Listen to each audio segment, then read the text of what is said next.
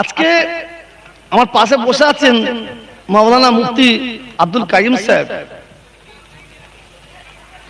আব্দুল মতিন সাহেব। কার সঙ্গে কি আছে জানি না, ইনাদের সঙ্গে আমার হৃদয়ের সম্পর্ক। বিশ্বাস করুন, শামসুর রহমান সাহেব রহমাতুল্লাহ আলাইহি, ওনার লাশ মোবারক এখন আছে, কবরে যায়নি। এই জায়গায় দাঁড়িয়ে বলছি, আব্দুল মতিন সাহেব, আব্দুল কাইম সাহেব, আমার দুই কাঁধে দুটো থাকবে, পুরোপুরা সহ্য মিলে যাবে। উপস্থিত জনগণের প্রতি লাখো জনগণকে সাক্ষ্য রেখে আমি আব্বাকে হারিয়েছি। আমার দ্বিতীয় আব্বা হিসেবে মুফতি আব্দুল কাইয়ুম সাহেবকে মেনে নিলাম।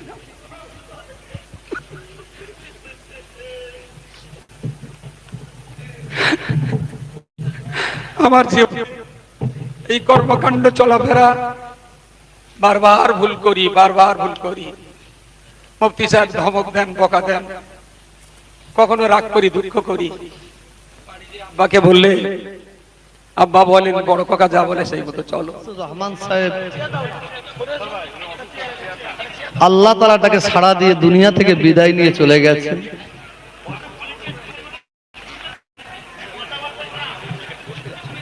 আমি আল্লাহ তাআলার দরবারে দোয়া চাই, আমাদের ভাইকে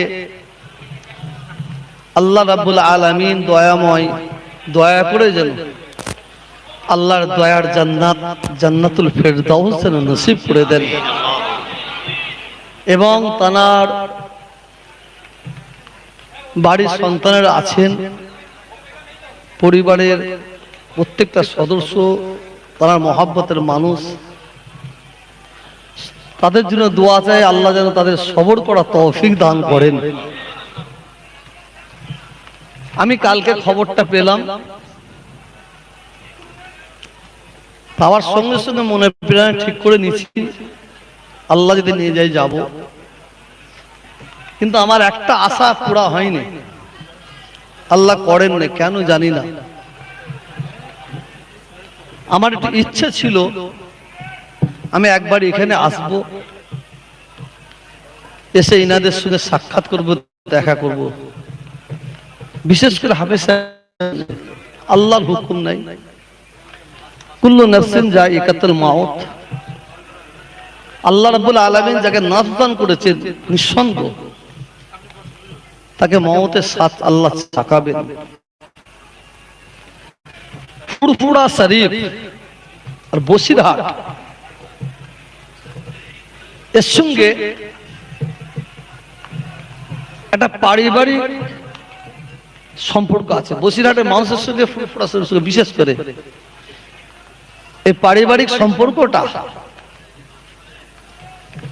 হযরত আল্লামা রুহুল আমিন সাহেব রাহমাতুল্লাহ আলাইহি তৈরি করে দিয়ে গেছেন। তার সঙ্গে সঙ্গে এলাকার আলেম ওলামা ভাইরা আছেন, যিনি আল্লাহ তাআলার ডাকে সাড়া দিয়ে দুনিয়া থেকে বিদায় নিয়ে চলে গেলেন, যারা জানাজাতে আমরা হাজির হয়েছি, তানারও অবদান আছেন।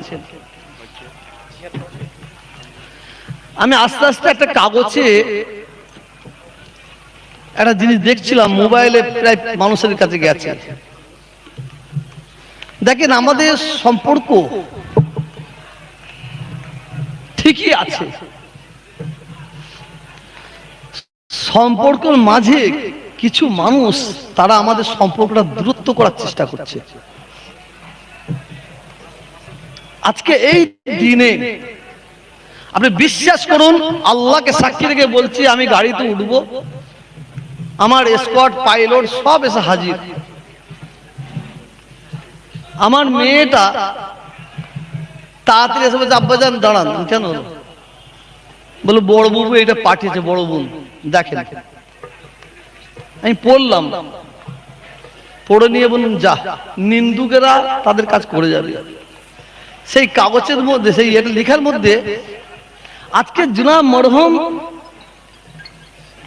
শামসুর রহমান সাহেব আল্লাহ তাআলা তাকে সাড়া দিয়েছেন, তার সম্পর্কে আমাদের বলার দরকার, আলোচনার দরকার, তার অবদান। তার কি অবদান আছে সে অবদানের কথা না লিখে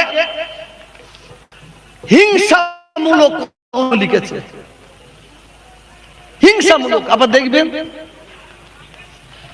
আজকে আমার পাশে বসে আছেন মাওলানা মুফতি আব্দুল কাইম সাহেব, আব্দুল মতিন সাহেব। কার সঙ্গে কি আছে জানি না, এনার সঙ্গে আমার হৃদয়ের সম্পর্ক। বিশ্বাস করুন,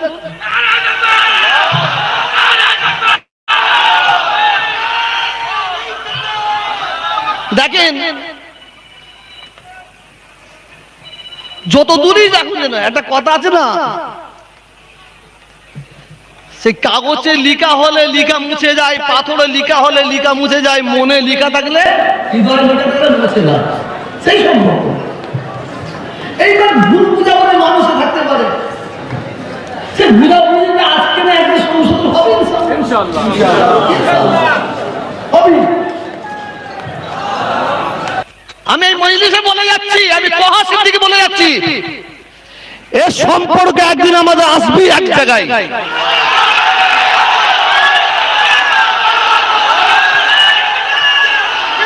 আর এই সম্পর্কটা দূরত্ব আছে, দূরে আছে।